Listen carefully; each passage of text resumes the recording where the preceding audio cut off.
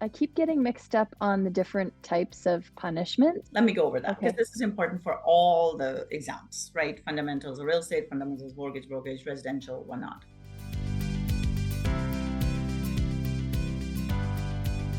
In general, the way the penalties will work with RECA, if it's a technical mistake that somebody has made, right? Somebody forgot to put their brokerage name on their ad that they're running on Facebook or whatever.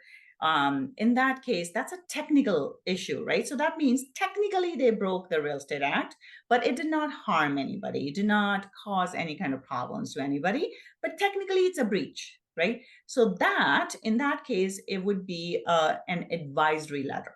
Okay, so they will send you a letter and they will put it in the RECA case summaries, but they will say, "Hey, you have made a mistake. This is what the act says, and this is what you did. Don't do it again." Well, think of it as a verbal, like when you're working, your employer is verbally telling you not to do something. You made a mistake, fix it next time, right? So that's an advisory. So that's technically not a penalty. It's not a punishment, right?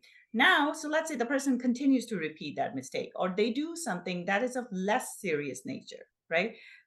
So in this case, the RECA will then put a letter of reprimand. So letter of reprimand is your formal warning that goes on in your HR file, right? So this is where they say, okay, we have to ask you not to do this again. You are continuing to do it, stop it. Otherwise, now we're going to get serious about this, right? So that's the letter of reprimand, where it's not that serious, and they are basically telling you now this is a formal warning. So if the person still continues to do the same thing, then they will start with administrative penalties. Administrative penalties start at $1,500 per issue, and in one thing they can have multiple issues that they can charge a person on, and it will go up to 25,000 per instance.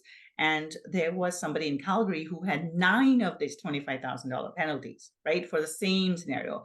So they will nitpick on each point, and then they can say 25, like 9 times 25, right? Thousand. So they were basically out a lot of money.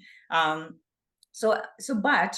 administrative penalty is when it could be something is potentially serious. That's the keyword, right? So something is potentially. So when they say something is of less serious nature, that's your letter of reprimand.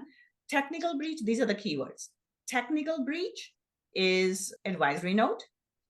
Less Okay. serious nature is letter of reprimand. Potentially serious is administrative penalty, right? So let's say there was one example, somebody was showing a condominium and all the lock boxes look the same. Please put your card on the lock box so the person knows which one they're showing, right? So they all look the same. They grabbed the key of the wrong unit. They went in, the family was home. They reported the real estate agent to RECA, and the agent got $1,500 penalty. There was another instance where over COVID, the toddler needed to go use the bathroom, and they used the bathroom. The homeowner reported the real estate agent, and it was a penalty of $1,500, right? So these type of things where for potentially serious issue, there will be an administrative penalty. Now, on the other hand, the 25,000 penalty when somebody's practicing without a license, that's a $25,000 penalty because that is something potentially serious, right? So now, if it's fraud, right, then you're going towards the higher end. It is a serious issue. Potentially serious is administrative penalty. Serious issue, fraud. Now we are going into the next where they could cancel the license, they could suspend the person's license, any of those.